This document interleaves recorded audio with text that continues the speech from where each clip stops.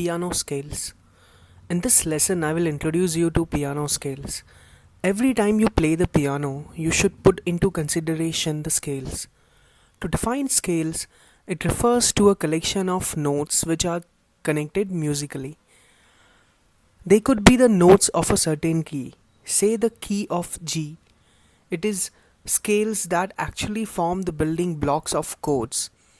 They are, however, different from chords in that they are not played simultaneously, which is the case in playing chords.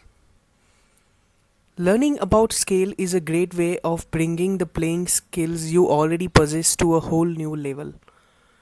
This is because scales encourage creativity and could help you compose your own music. Playing scales is also a great way of teaching yourself how to play chords. Though we have said that scales are a group of notes, they are not the same with keys, which are also generally defined as a group of notes. This is because scales have a large diversity.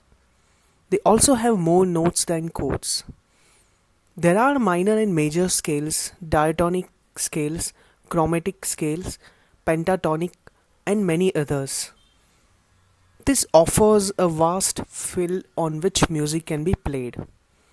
As a pianist, your focus should be on the scales that blend with the music style of your interest. For instance, if you are interested in playing blues, then the blues piano scales should be your priority. However, it is just fine to study the major scales, which are the most common. Other than major scales, you will also come across minor scales. The minor scales are often divided into three forms, namely natural, harmonic, and melodic minor scales. They offer more possibilities on what you can play. You will be surprised at just how much more music you will play when you practice these scales. We shall, however, learn more about this later on. There are also pentatonic scales as well as modal scales. Does it seem like there is too much to learn about scales? Well, you can be assured that they are not hard to learn. First, let us learn about how to form major scales and minor scales. For you to successfully build scales, you will need to know about half steps and whole steps. A half step is moving from one pitch to the next immediate pitch. It is also called a semitone.